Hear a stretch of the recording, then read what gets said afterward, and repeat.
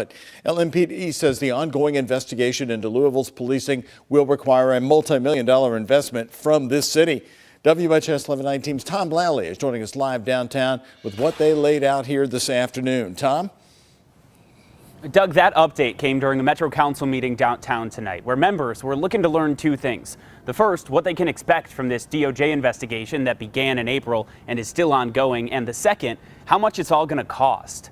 Many more watchdogs, and we're going to have to build a count. We don't want to be here. Some of these investments are not going to go away. 6 months after the DOJ began its investigation, looking to determine if the River City has a pattern or practice of discriminatory and or unconstitutional policing. We hear from LMPD and Matt Golden, the Metro's new chief of public services. We've opened our doors to the Department of Justice. And Louisville learns what's next. It's about leadership and it's about people and making sure that we're always on track with doing the right thing. Assistant Chief Paul Humphrey says we can expect changes in 5 key areas. 1, management structure may be revised. 2, new policy development, including crisis management and use of force. 3, staffing, recruitment, and promotions. 4, training. And 5, data collection analysis and auditing. They say it could cost between $8 and $10 million, with the most money being spent on staffing reform and updating their tech. But LMPD is asking Metro Council to start investing now. We want to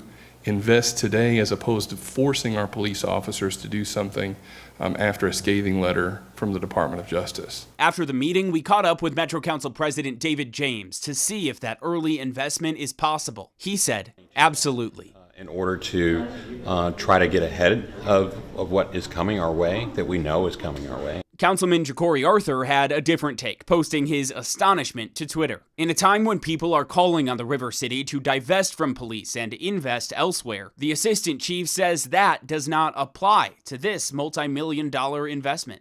It's not about defunding the police or it's not about the politics of it. What it's about is about doing the right thing.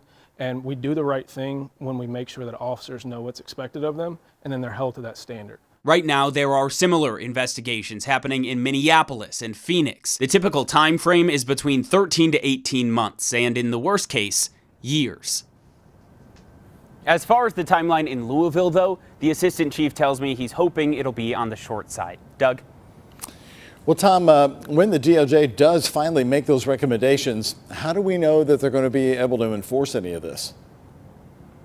Yeah, when that day does come, the department will sign a written agreement explaining in detail how they'll make those changes happen. And then that will be overseen by a federal judge for several years. It's a long process, even after the investigation is complete. Live in downtown Louisville, Tom Lally, WHAS 11 News, on your side.